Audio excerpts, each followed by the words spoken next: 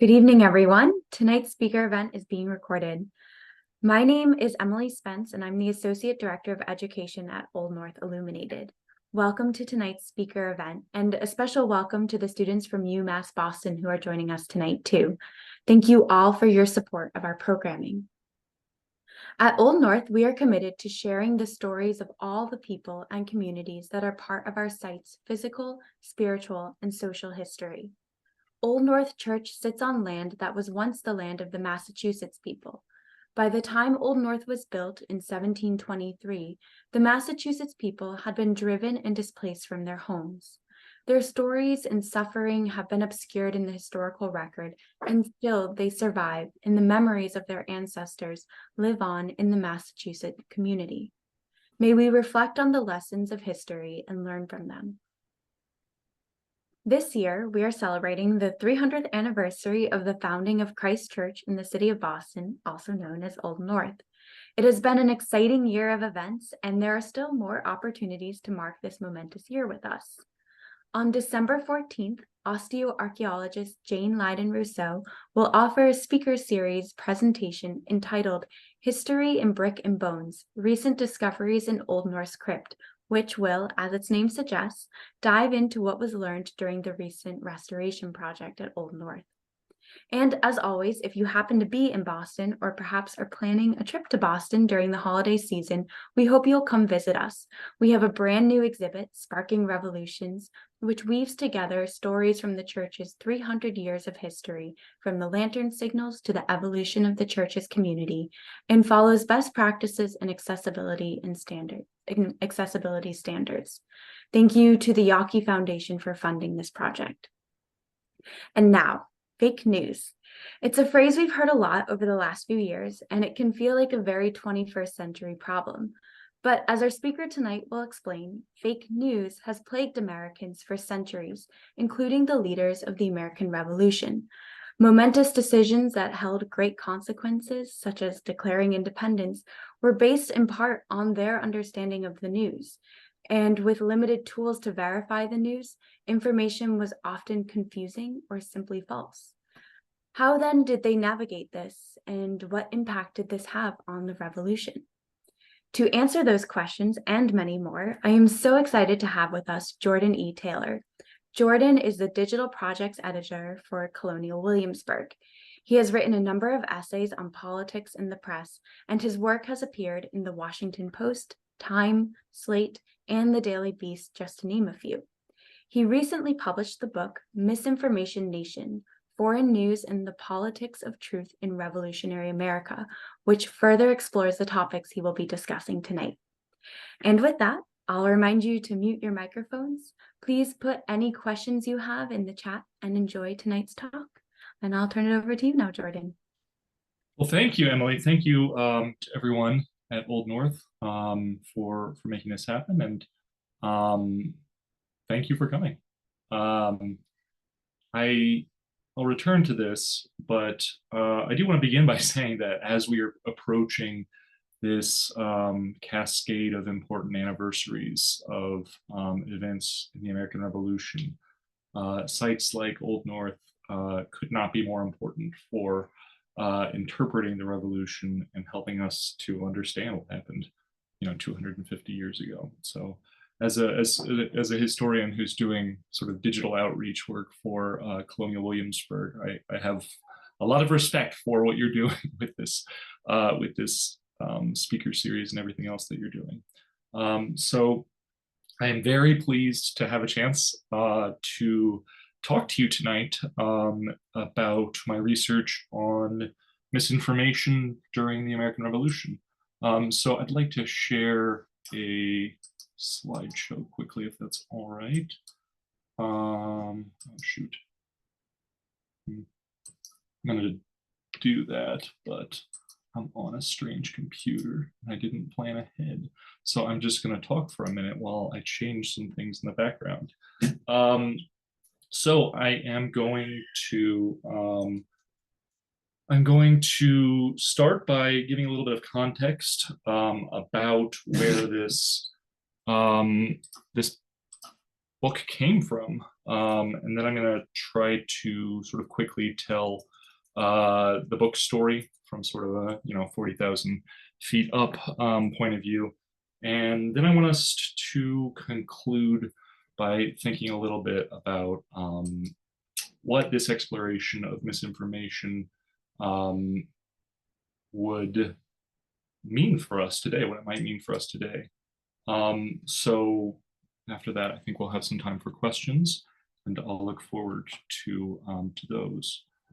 So I think I might have gotten this glitch out of the way, but let's see, 1 second. So where did this book come from? Do we have it? I think so, yeah. To give you a sense of the dates, I started research on this project in 2011. I finished the dissertation that it's based on in 2018, and then the book came out last year in 2022. So I mentioned that because that decade was a bonkers time to be studying the history of news and misinformation. Misinformation and just in general, sort of our society's disordered relationship with truth have been at the center of American politics for quite a few years now. We've seen conspiracy theories and false news mobilize politics. We've seen concerns about foreign actors, Russian trolls interfering with our news media and with public opinion. The best way to put it, I think, is that our information ecosystem has become polluted. Social media, I mean, as we all know, is not a place for truth. It is just full of what we now call fake news, or just falsehood. Trust in the professional news media and in knowledge gathering institutions is at an extraordinarily low ebb. Some people fear that we're in a post-truth era, right? And I think, sometimes the rhetoric can get a little heated, but I do think that those problems represent one of the biggest threats to American democracy today. And like a lot of other folks, I've felt the impact of that personally. I have family members who are wrapped up in a world that I don't recognize as reality. I've watched them through social media become consumed with conspiracy theories and falsehoods. And either they're in a world without truth, or maybe I am, but either way, we have a problem. I think watching this unfold in my family and around the United States more generally is part of what made me interested in the history of news. But initially, I had absolutely no interest in writing about misinformation as such. When I started my research, the question that I wanted to understand, the burning question at the heart of my project, was just how did people in revolutionary America get their news especially about the wars and the disruptions and the revolutions of the late 18th century. But as I tried to answer that question, I started reading newspapers and letters and pamphlets from the era. I was struck by a couple of things. First, that there was a lot of misinformation that was circulating. Newspapers were full of arguments about which news sources were trustworthy, which were untrustworthy, which accounts were plausible and implausible, and what sources could be trusted. People were constantly forced to choose between conflicting accounts of events they considered to be extremely important. And usually they just chose whichever version they preferred. Of course they did. Wouldn't you? There are so many cases, I think, of sort of disputed news stories and arguments about what news was true and which was false, that my book could have easily been 10 times as long. I think that the work that I've done has only scratched the surface of a very, very big story. to be told. A second thing that sort of struck me while I was just reading through these newspapers and trying to understand how people gathered information was that political leaders, elites, were extraordinarily fearful of ordinary people's capacity to be deceived. They worried that foreign powers or ambitious individuals spreading false news would advance their own interests at the expense of the public good. They saw it as one of the central vulnerabilities of Republican government. And my second book, which is going to be about truth and the founders, is looking a bit more at that side of things. So as I kept running into these arguments about news and false news, and the fear that people were being deceived, I sort of followed the evidence and decided to tell a story about false news in the American Revolution. And like all good stories, this story starts with Ben Franklin. Franklin published the Pennsylvania Gazette, as we know, for many years, and he was unquestionably the most talented newspaper printer of his generation. For Franklin, the lifeblood of the Pennsylvania Gazette, the lifeblood of any newspaper, was the foreign news that it printed. This is a poem you can see on the screen that Franklin wrote essentially about the newspaper, and he explained that in his paper, home occurrences that are well known would be just left alone. But in foreign news, the printer would carefully collect everything important, right? So this was how newspapers operated in the 18th century. Colonists did not think of North America as being the center of the world. They cared deeply about events abroad, especially in Europe, and they followed them very closely. If you open up a newspaper from the 18th century, you will find that it's most likely to be filled with reprinted material from especially London newspapers, but other European presses as well. I think that this has been a source of many, many years of frustration for historians who wish that those newspapers were full of local news or full of the political essays that everyone likes to read because they're fun, because people yell at each other. But for the intended audience of newspapers, foreign news was truly the most highly sought after material. Newspapers, sometimes you can see complaints in newspapers from readers who write in and they're unhappy that there wasn't enough foreign news in a recent issue. 18th century newspapers were different in almost every way from the modern newspapers that we might be familiar with. They didn't have bylines. Most of the text that was printed was anonymous. The paper was not organized into distinct sections. There wasn't like a sports section or anything like that. It was usually arranged so that the news from farthest away appeared first and local news appeared last. And they didn't have headlines.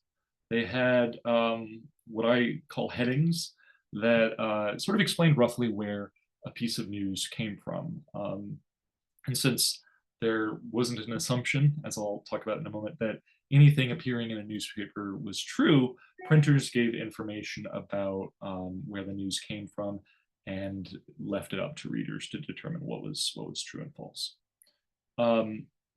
At first, the newspapers mostly served a pretty small professional class of merchants and government officials, lawyers, people like that.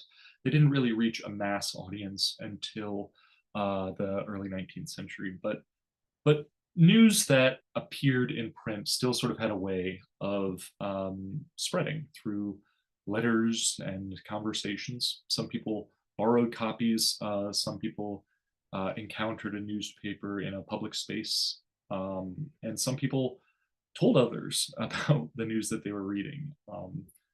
What's the point of reading a newspaper if you're not going to appear to be well informed to someone? So even if the 18th century newspaper wasn't quite a mass medium.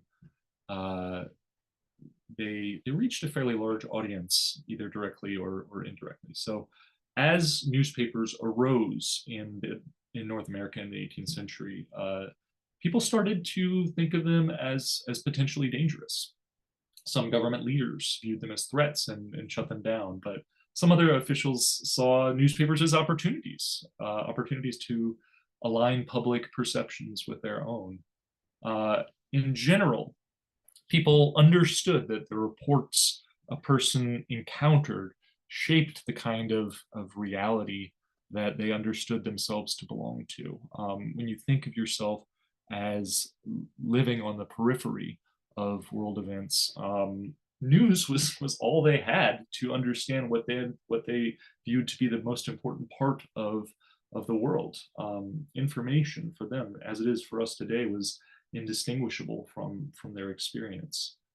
So millions of people lived through the age of revolutions, but almost all of them experienced it through some sort of mediated experience, right? It's like a newspaper. So over time, most people agreed that newspaper printers probably shouldn't have this incredible power to shape public perceptions in the ways that they did. So why not, right? Why didn't people trust newspaper printers to be honest brokers of the news? We're sort of used to thinking of newspapers as being run by journalists, but it's worth sort of just reminding ourselves that in the 18th century there was no such thing as a journalist. Instead, you had small printing businesses that would produce newspapers, and for the most part, early printers were the de facto editors of the paper. The printer was the one who would decide what would be printed, what they would reprint, and what they would exclude, right? Some newspapers did have sort of a separate editor or publisher, but who was distinct from the work of printing. But most of them were smaller operations, and those roles overlapped. Most printers were men. There were some exceptions. Some widows took over printing businesses after the death of their husbands. Women like Anne Timothy, Clementina Rind, Anne Franklin, Sarah Goddard, and some others. And as we know from the case of these widows, printing businesses were family affairs. Printers and their families would have lived, for the most part, in the same building as the business.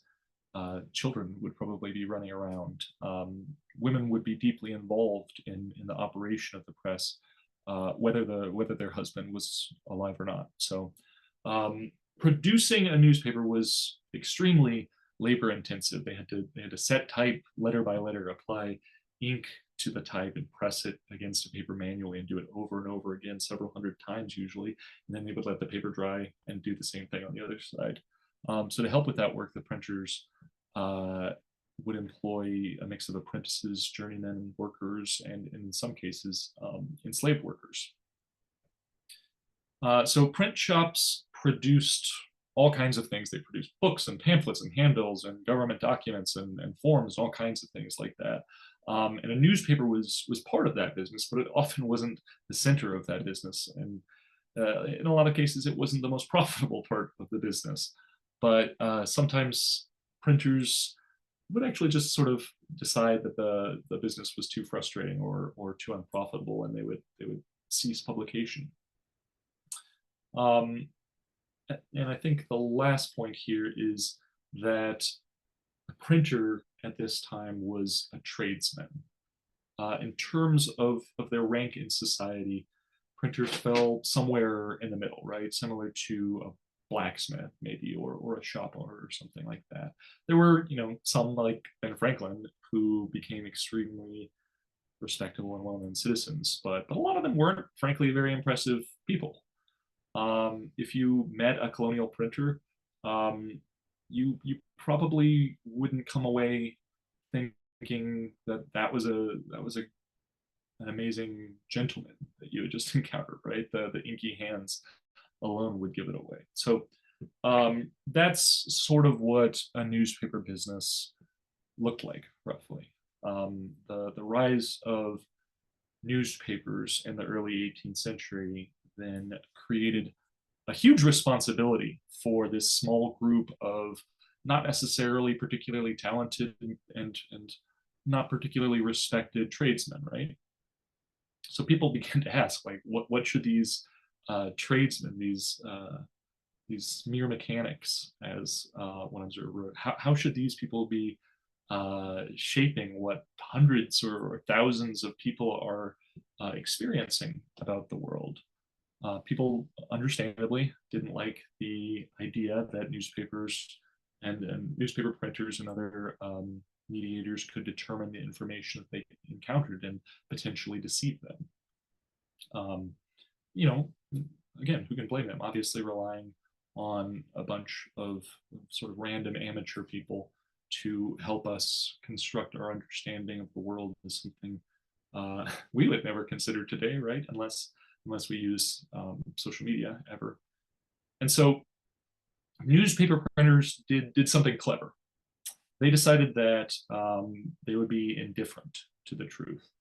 They would publish anything, regardless of how true or false it was, and they would let their readers decide what was true. And here again, we turn to a young Ben Franklin after he had printed some materials that his readers found objectionable in 1731.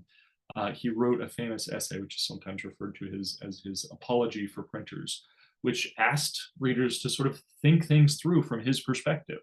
When it came to news, Franklin was adamant that he could not possibly like verify everything that he published. That was just not practical. Most of his news originated from far away, right? He couldn't just like phone up London and ask whether something was true. If he wrote a letter inquiring about a piece of news, it would probably take several months for him to hear back. And you know, he was right about this. He just did not have the tools of verification that later became available to journalists and allowed them to produce newspapers and other, news products that are generally more reliable than not. When it came to essays that were expressing opinions, Franklin said he couldn't discriminate between what was submitted to him. If he only published materials that he agreed with, he would be alienating a large number of his potential readers. So Franklin explained that his job as a printer was not actually to decide what was correct, but rather to just publish everything interesting he came across, with the expectation, again, that the people would decide what was true. So this approach, this sort of system or model or whatever you want to call it, sometimes referred to as the open press. It was a practical necessity. Franklin was a businessman, and the best way to make a product that appealed to a large readership was to insist that the responsibility for discerning truth rested with readers rather than with editors. In a way, by the way, this idea insisting that the people were the ultimate arbiters of truth turned out to be a pretty radical one, one that revolutionaries like Sam Adams and Thomas Paine would pretty soon explore more fully. But at the time, in the early 18th century, the open press approach meant that newspapers were functioning more or less as little rumor mills. One of my favorite anecdotes that I think is just barely mentioned in the book is about a Boston printer named John Campbell, who published the first long-running American newspaper, the Boston Newsletter. And in an early issue, he described the account of a traveler he had spoken to. And when it became clear that the story he had recounted was untrue, Campbell wrote this really defensive, kind of huffy note in his newspaper, basically saying, well, who among you hasn't been deceived by a false rumor now and then? And it's this really interesting moment, I think, because as he saw it, he had no greater ethical responsibility than sort of neighborhood gossip. I think that might have been one of the very first pieces of false news printed in what became the United States, but I would have to double check that. Reading a newspaper then was an exercise in actively trying to sort out what was fact and what was fiction. You know, you're reading these things alongside each other, and you don't really know what's what. And people got used to that. They understood that something was not true just because it appeared in print. And you know, for years, this model of the open press, it sort of worked. A few newspapers were particularly political, which I think helped that. The main filter applied by colonial officials was just to avoid, excuse me, the filter applied by colonial printers was to avoid publishing material that would upset government leaders. In fact, the most widely shared and most widely trusted news source in colonial America before the American Revolution was the London Gazette, which was the official organ of the British ministry. So while newspapers published plenty of false news, they also generally accepted the authority of the British government to determine in the end which reports were true and which were false. That system, of course, didn't last forever. In the 1760s, Americans started to question how truthful the British government was being. In Massachusetts, they accused Governor Francis Bernard, his lieutenant governor and eventual successor, Thomas Hutchinson, and others of sending exaggerated accounts of disorder to the ministry in England. They also accused the British ministries, so the leadership of the government, of plotting to deceive both the British people and the American colonists. So they were fearful about deception from this apparently corrupt British government, and the Patriot faction challenged this old model of the open press. They no longer would allow falsehoods to spread without regulation. They felt that the British government and its henchmen were trying to trick Americans into complacency while they plotted to strip Americans of their liberties and rights. So they invented a new model. When they received news, especially if it was from London, Patriot printers began to evaluate it based on the source that it was derived from. They became dismissive of the London Gazette and other ministry-aligned sources you can see on the slide there. A Patriot printer has added a little parenthetical in his citation to the London Gazette.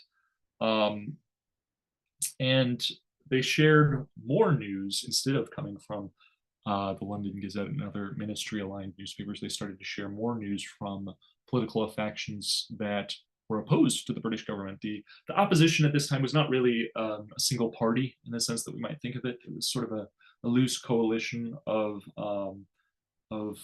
groups that generally formed around charismatic leaders like William Pitt or Charles Fox or even John Wilkes.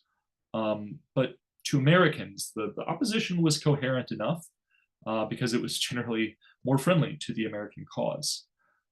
So while loyalist newspapers continued to publish material that came from sources associated with the British government, Patriot newspapers were sharing much more news that came from sources associated with the opposition. So while earlier newspapers had published lots of falsehoods, that misinformation was often sort of balanced with an opposing claim.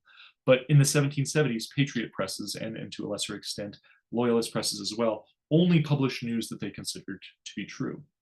In 1770, the Patriot printer John Holt wrote that though he had published things on all sides in the past, he now felt that the freedom of the press should be subservient to the public good.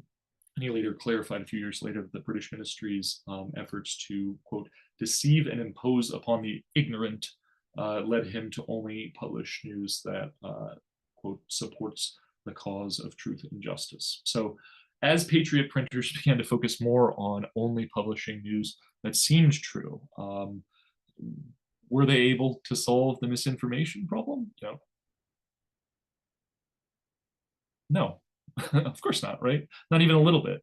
If anything, they made the problem considerably worse because they started working together to promote news that served their aspirations, whether it was true or not. So instead of spreading sort of a wide array of falsehoods, Patriot printers began to spread some very targeted and very convenient falsehoods. And by distancing themselves from government news sources and promoting London opposition sources, they developed some very important misperceptions. So Patriot printers often shared news from London that described how unpopular and how weak the ministry was. Most of these accounts emphasized that the vast majority of Britons were actually in favor of the Patriot cause. There are three examples here. All of these were actually published in October 1774 in Connecticut newspapers.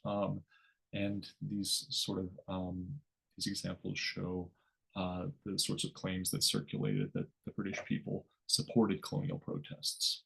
A lot of this news was reprinted from the opposition press, and some of it also came from letters, often from Americans in London or the merchants who traded with Americans and who were generally friendly to the Patriots. And these accounts claimed that that since most Britons loathed the ministry and supported the colonists, the ministry would fall apart at any moment.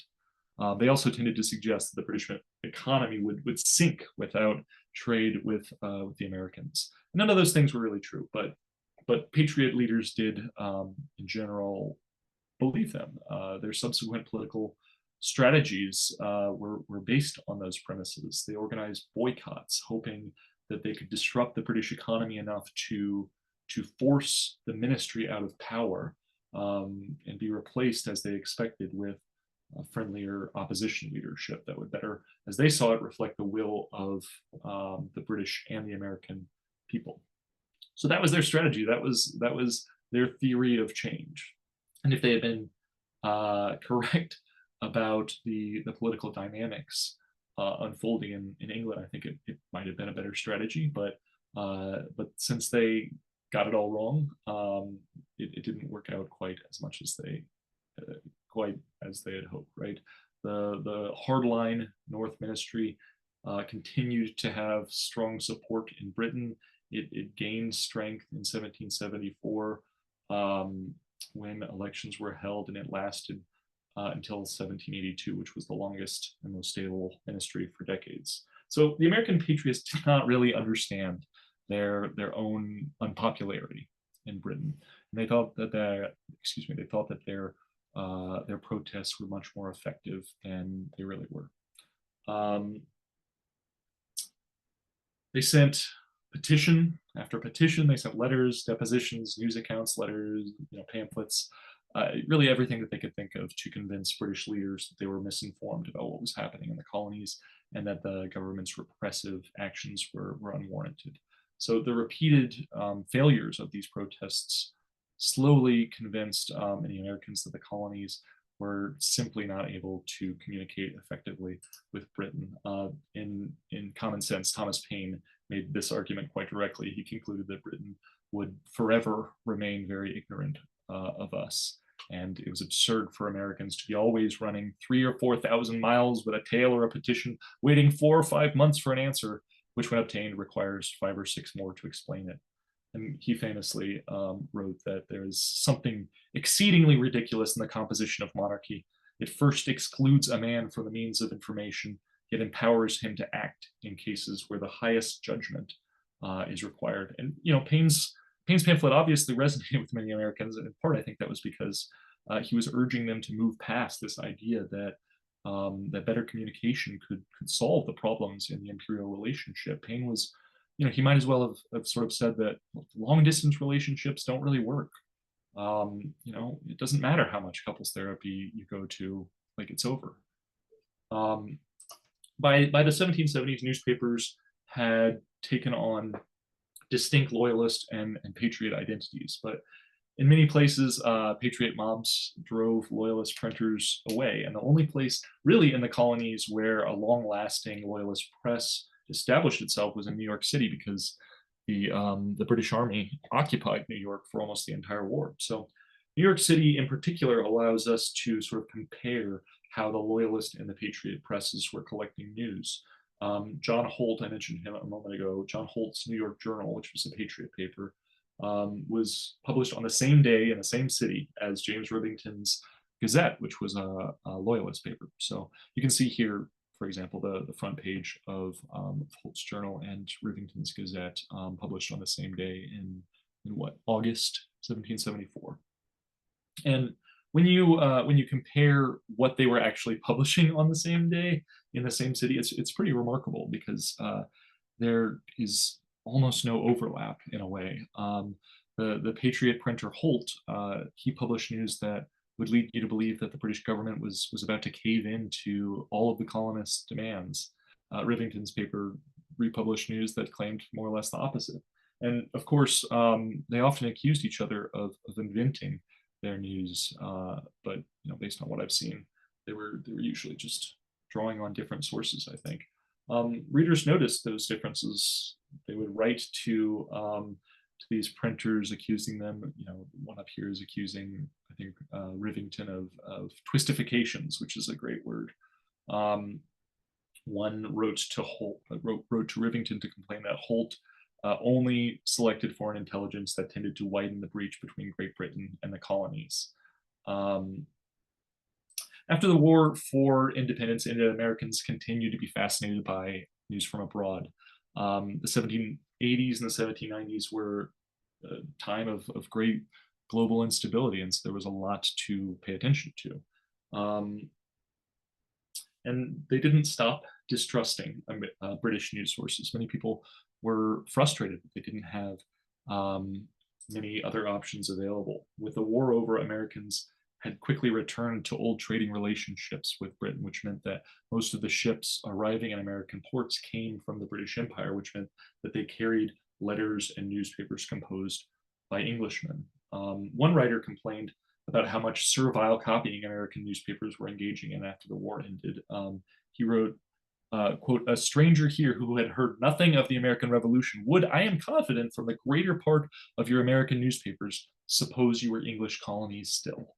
And again, he was basically correct. English newspapers continued to be the most available and easiest thing for American newspaper printers to be republishing. There were newspapers that were published in other parts of Europe, of course, but they weren't as accessible in North America because fewer ships were sailing from continental Europe into North America. And when those materials did arrive, a printer had to, find a translator or translate it himself before he could even know if anything in the newspaper was worth sharing with readers. So that was difficult. That was uncertain.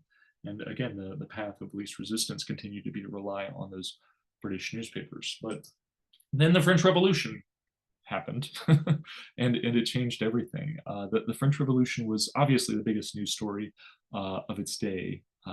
Americans loved to follow the French Revolution. They loved to take credit as well for it, at least while it seemed promising. They followed every guillotine, every new law, every army marching across Europe. But anyone who sympathized with the French revolutionaries quite urgently wanted to access news about events in Paris and in France from anywhere other than the British press. And they had a point, right? Britain was France's ancient ally, ancient foe, and the London press was never likely to be an impartial witness to the French Revolution. Also, the British government did spend quite a lot of money and power and time shaping the way that the newspapers in London covered the French Revolution. So the British press was quite quick to highlight the disorder, the violence, the atheism, the dangerous radicalism that were emerging in France, and they weren't so keen to focus on sort of enlightened democratic principles and things like that. So newspapers and letters, again, were just not coming from continental Europe, and that was a source of frustration. And this is where Thomas Jefferson enters the story. When he was Secretary of State under George Washington, he was probably the most prominent Francophile and friend of the French Revolution in the country. He wrote that he hated seeing ships that would come in from London. And, he wrote, fraught with lies. So he actually launched a little bit of a scheme to fix this problem. He helped to launch a newspaper, the National Gazette, which would be edited by Philip Freneau. And since the newspaper probably wouldn't be very profitable, Jefferson gave Freneau a job in the State Department. And he arranged for a diplomatic contact that he knew to send him copies of a newspaper that the Anglophone world referred to as the Leiden Gazette. The Leiden Gazette, or Gazette de Leiden, was a French language newspaper published in the Netherlands. It was able to publish without government interference. It was widely regarded as the most reliable, the most trustworthy paper in Europe. The historian who wrote the book about this newspaper, I think he once called it the New York Times of the 18th century. So Jefferson got copies of the Leiden Gazette and he funneled them to Freneau, who republished these accounts from the Leiden Gazette. And from there, these accounts were republished in other newspapers. And it was a very effective scheme for a little while until Dad found out. George Washington found out that this was happening. He was incensed that Jefferson was funding a newspaper that was rapidly becoming the leading anti-administration paper in the country. And in his defense, Jefferson explained to Washington that his goal was to have the material parts of the Leiden Gazette brought under your eye and that of the public in order to possess yourself in them of a juster view of the affairs of Europe than could be obtained from any other public source. So in other words, Jefferson said his whole aim was to make everyone more informed about European events by providing an outlet for republishing news from the Leiden Gazette. Freneau's paper didn't last much longer. It closed down about a year after this confrontation. And by that time, though, Americans didn't need to rely on diplomatic connections to bring in continental news sources because the French Revolutionary Wars broke out in Europe in 1792, which had a big unintended consequence. War created a major market for American foodstuffs, grains, really. The European farmers were fighting each other on a massive scale, and American merchants saw an opportunity to ship massive quantities of grain into Europe. So the ships that were carrying that food, mostly wheat, returned to North America with, among other things, letters and newspapers. And so American newspapers started translating and republishing more news from European newspapers starting around 1792 or 1793. And the interesting thing about that timing is that it was just as things were starting to get really spicy in France. This was when the Girondin faction fell from power and they were replaced by a more violent and paranoid Montagnard faction, which is sometimes called the Jacobins. The Montagnards took control of the press and their newspapers. Unsurprisingly, they told stories about foreign conspirators and royal subversives and things like that. They downplayed the violence that was happening. In every sense that matters, really, this was propaganda. It's essentially fake news. This was the reign of terror, right? Thousands of people from across France were dying in executions and massacres. But a lot of Americans who instinctively distrusted British sources felt more comfortable with news that had originated in France. When they were given a choice between a French newspaper that said everything was fine and a British newspaper that said the sky was falling in France, many people preferred the former. This became a partisan issue quite rapidly. The Federalists were the party that was more friendly to Britain, and unsurprisingly, the Federalist press republished more news from British sources, while the Republicans, who were more sympathetic to the French Revolution, they published more news that came directly from France, less that came from Britain. What's striking to me about this, I think, is we've always understood that the French Revolution contributed to the rise of partisanship, what's called the first party system in the United States, the Federalists and the Republicans. But what's striking, I think, is that to be a partisan in the 1790s wasn't just to disagree about the lessons or the meaning of the French Revolution. It was really, in a lot of ways, to disagree on very basic facts about what was and was not happening on the ground in France. Because these two groups had different information gathering practices, they had fundamentally different ideas about of what was happening in France.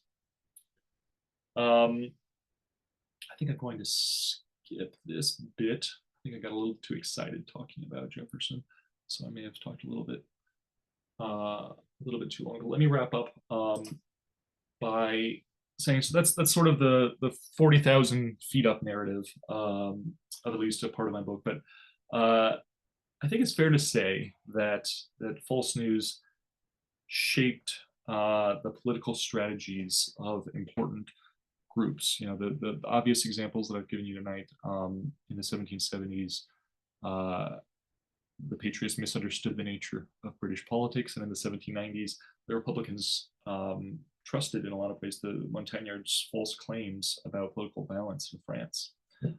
Just as important as those misperceptions, though, was the impact of popular fear about misinformation.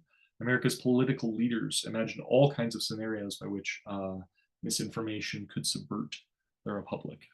They worried that government officials were intentionally manipulating the news to entrench themselves. They worried about upstart populist demagogues spreading news in order to get into political office. And they worried about foreign powers, especially Britain and France, secretly manipulating the American public by bribing newspaper printers.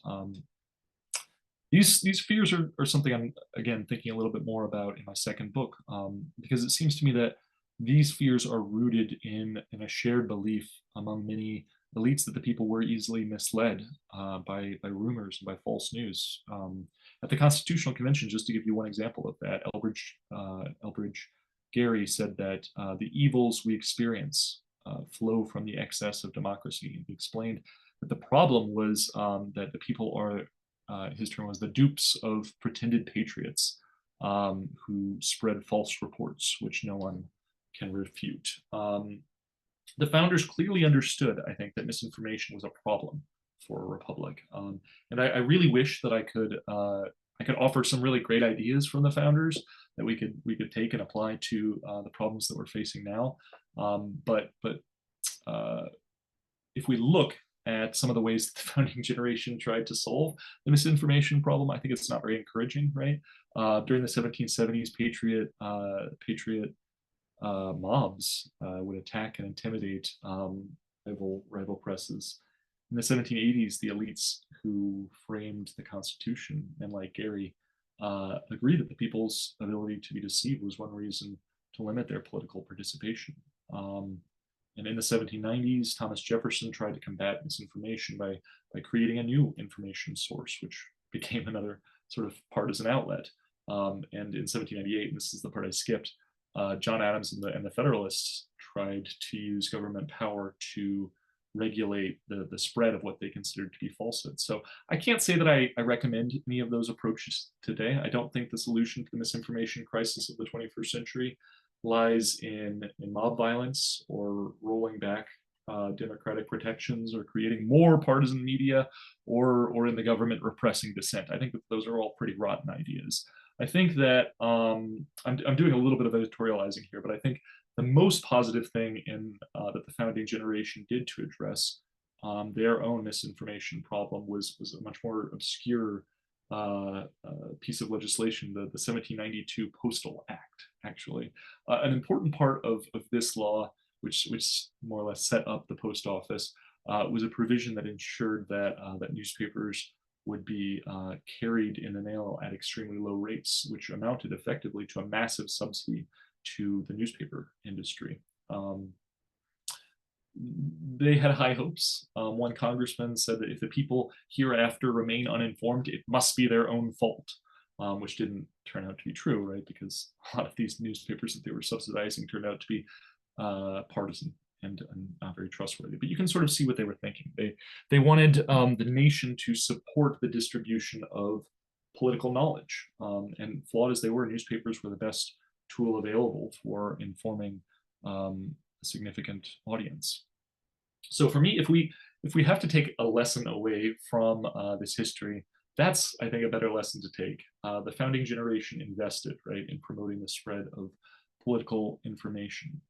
They couldn't have dreamed of the institutions that we have for producing and distributing knowledge, or the verification tools that we take for granted today. I once had a student ask me in office hours something like, what would have surprised the founders most about America? I don't remember what I said. I probably didn't have a very good answer, but that's that's sort of one of those questions that festers in the back of your head.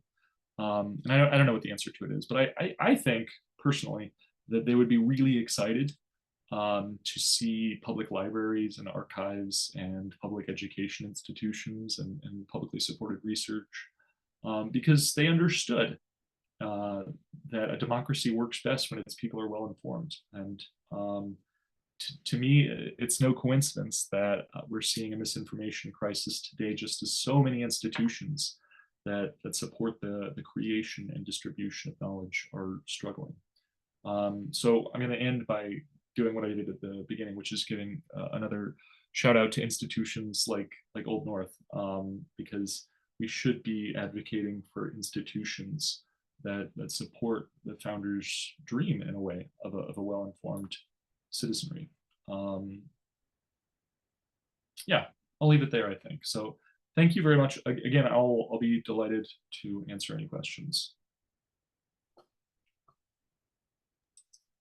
All right. Well, thank you. Thank you so much, Jordan. And that was just a wonderful presentation. So much of what you talked about, I think is felt very resonant to today. What you were saying, I was struck by what you were talking about with the open press, and thinking about how in some ways that's something we deal with today, thinking about, on social media, that we encounter so many sources of news that are not coming from journalists, and we too today have to kind of disseminate for ourselves what we think is true or not. And I would give that as a plug as to why people should study history, because it is a lot of taking evidence and interpreting that evidence.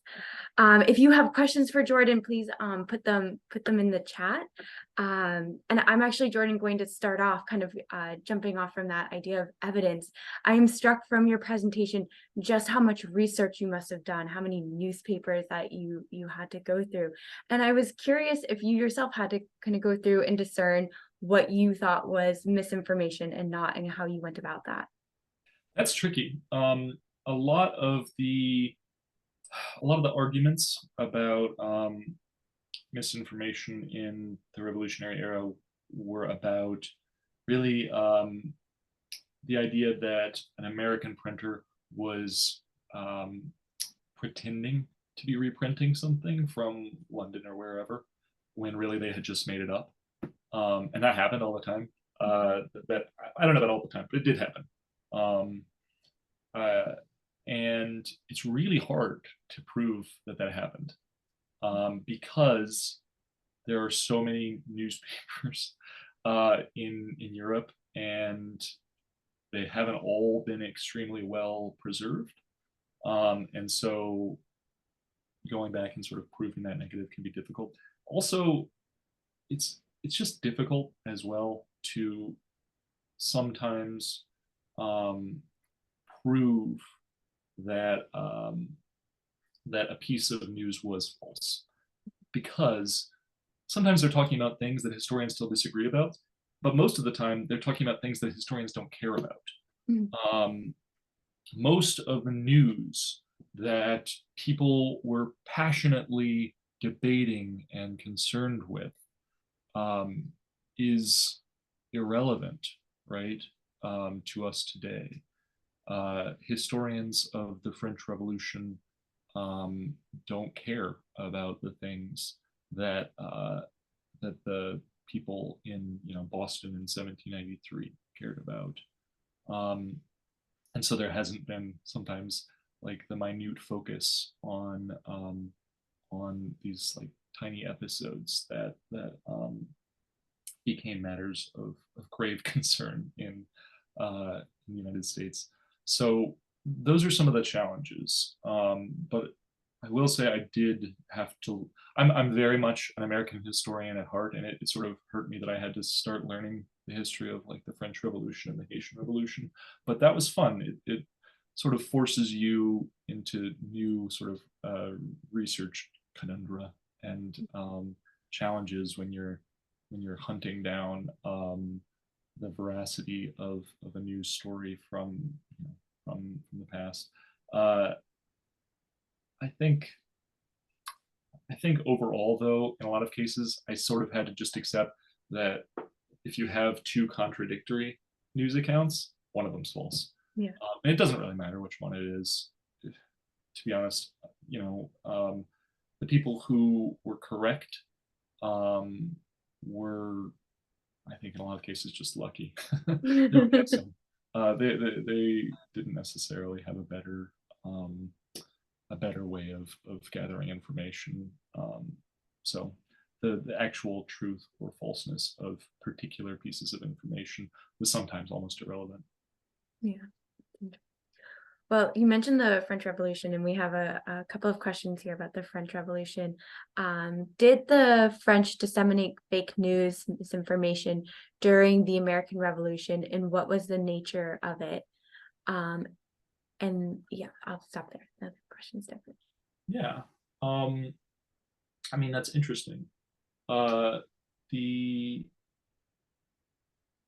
the So during the war, is that what we're talking about? I guess I during the war itself, I'm not as familiar with what the French would have been doing. There were things at Yorktown. There was some shifty business at Yorktown where Washington and Lafayette and James Armistead Lafayette were sort of spreading false news to trick the British about their intentions and their position. There was a lot of concern about the French government in the 1780s and 1790s in particular, spreading false news in the early republic, especially among what became and then was the Federalist Party. There was fear that the the Philadelphia printer, the grandson of Benjamin Franklin Beach, that he was an agent of the French government. And during the XYZ affair, so that's when the this team of American diplomats were sort of insulted and mistreated by the French government.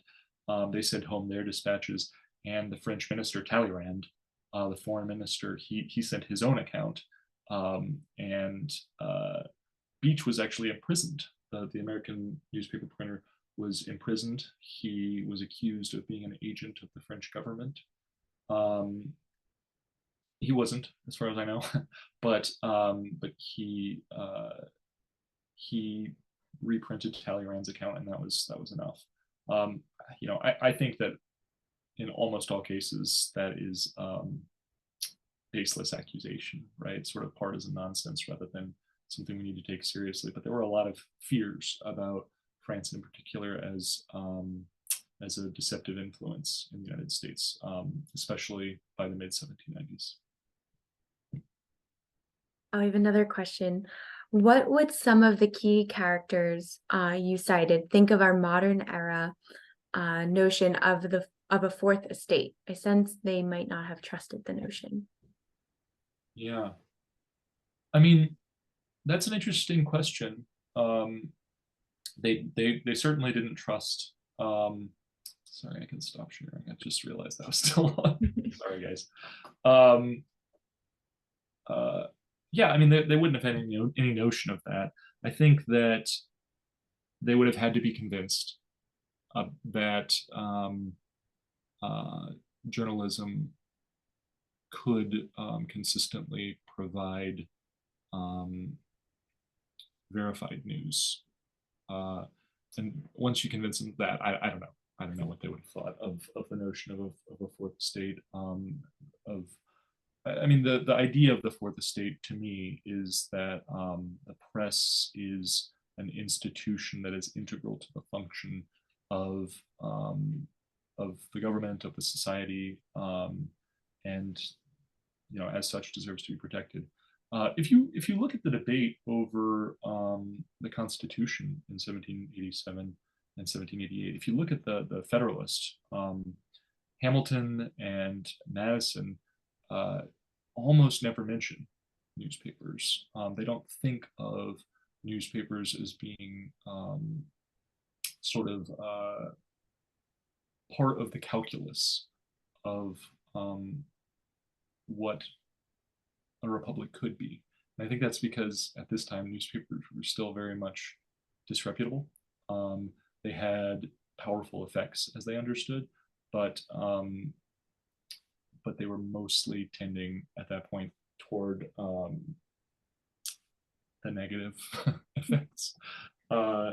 So I think that they would have been distrustful of the idea of a fourth estate, but not necessarily for good reasons. All right. Would loyalist presses in America have confined themselves to a smaller range of sources? Would the view of events they gave have been more internally consistent, if nothing else? Yes, absolutely. So when you're relying on like just the news that is approved by the British government, it's incredibly consistent, right? It's and it creates a vision of the world that that would be appealing in a lot of ways. In a world that's like defined by contradiction and doubt and uncertainty about the news, any voice that is offering consistency and certainty was appealing. The part of the question that asked about a smaller range of sources, I don't think so, not really. If you compare the opposition press, it was if anything smaller. It changed over time, but if anything, it was smaller than the more established ministry press, and not as well funded in general, because the British government used taxpayer funds to pay for and subsidize newspapers that served their interests.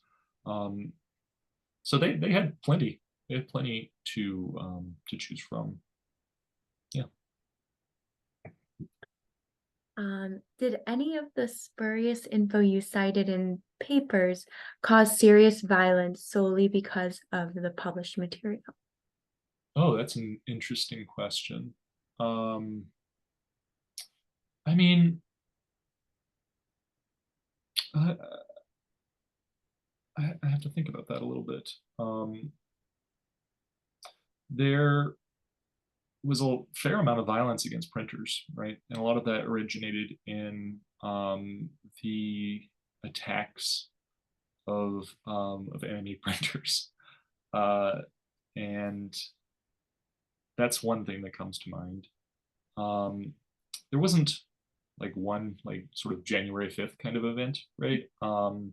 That that was like solely fueled by one misperception, I think. But I think the argument that my books makes in a lot of ways is that many of the violent events of the American Revolution were the sort of collective result of this system of misinformation operating in the patriot consciousness.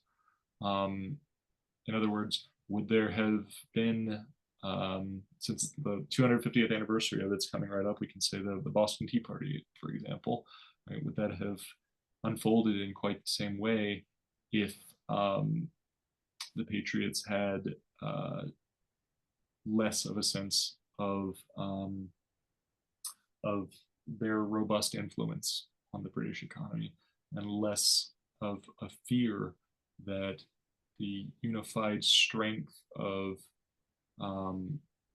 Britain, right, would be behind British responses to Patriot disruptions. So that's a long-winded answer that doesn't really. I don't know. I'd have to think about that a little bit more, but I think all political violence is almost always rooted in some misunderstanding or misperception. Yeah. We have a comment in the chat too about a paper war between the Patriots, Eads and Gill here in Boston, and the Loyalist Mind and Fleming, the Boston Chronicle, which got particularly vicious too. Oh yeah, that's a good example. Yeah, I talk about that in my book. I forgot. There's the caning of Meme, right? The Scottish printer who was a loyalist, and that was over. Thank you for that prompt. That was over something that was printed in the I'm blanking on the name of the Boston Loyalist newspaper that Mean and Fleming. The Boston Chronicle. Yes, the Chronicle. Common sense. And it was about this article that claimed that I think it was that the Earl of Chatham, William Pitt, the elder, had turned against the Patriot cause, and someone wrote into the Patriot newspaper and said that the Loyalist press had just made this up. This was one of those claims that the Loyalist press had just invented something and attributed it to a London source rather than reprinting it. And yeah, and then there was a caning in the street because that accusation was so dangerous and really cut to the core, I think, of questions of reputation and integrity. We've got two more questions. So you started off talking about Franklin. Did you find anything about Franklin playing a role in disseminating fake news? Oh yeah, absolutely. Franklin was really, really great at coming up with false news. The most famous story, and probably the best one, is it actually didn't take place in the United States. It took place in France when he was serving as the American minister, or one of the American ministers, in the peace negotiations to end the war in 1783. He had access to a little printing press, and he sort of put together this fake issue of an American newspaper that described a violent attack on an American settlement by a group of native people who I believe were allied with the British, and he distributed this more or less to push for a better result in the peace negotiations, because that kind of false news was mobilizing and push an emotion, right, and push people to stand firm, right, in their view of Britain as this great villain that they shouldn't give in to. There are lots of other examples. I'm writing a book, as I said, about the founders and truth, and I have a chapter on Franklin, and it's pretty wild. I got to tell you, he was pretty shameless in all kinds of ways. Other than Sam Adams, probably the founder who was most comfortable producing false news. We've got one more last question for you. This one would be a thinker.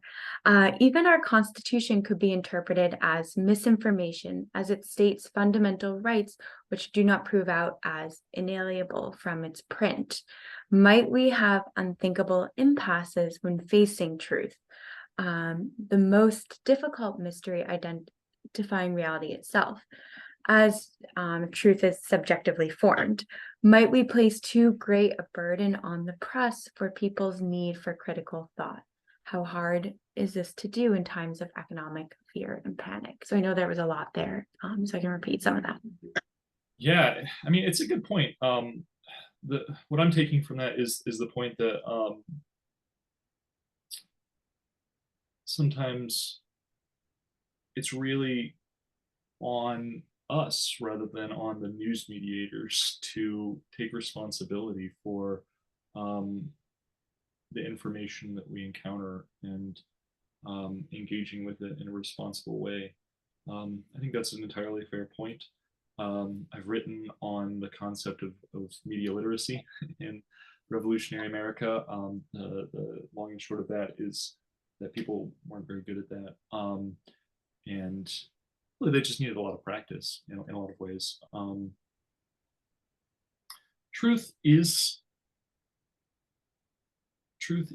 always unattainable, right? And as this person said, it is developed subjectively. But I don't want to let go to the fact that some things are false, some things are true, And there's a lot in between those, but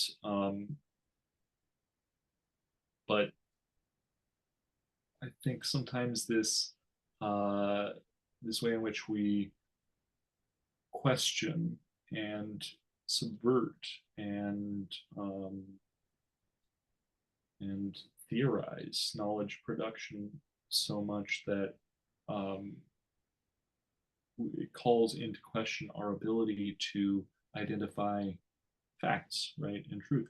And I'm uncomfortable with that. I think that it is one of the things that's driving this misinformation crisis now is a sort of I'm going to use a word that I try not to use in talks and say epistemic pessimism. This like cynical view about the fact that, well, we can't really access truth, um, so it's not something to worry about. And I'm not saying that that's what this person is saying at all, but that's a few steps down the line, right? And I think we have to guard ourselves against that a little bit and recognize that it is really in our ability in 99 out of 100 cases to determine, simple questions of what happened, right? I'm talking about the news. I'm not talking about, God, right? Like that is of course very subjective and very, um, you know, connected to questions of truth. But when we're talking about the news, when we're talking about history, when we're talking about what happened in the past, there were right things that happened, and um, as a historian, you sort of have to trust that the more you keep working at it, the more you keep reading and learning, you get a little bit closer and a little bit closer to that truth. Well, I think that is a wonderful place to end. Thank you so much, Jordan, for this wonderful talk, for this really thought-provoking talk. I will be thinking about the news in a different way after this talk, and also trying to work twistification into my dialogue tomorrow. So, All right, good luck with that. Thanks. Thank you you, all thank you for all. joining us this evening. Thank you again to Jordan. I hope you all have a great evening. Thanks.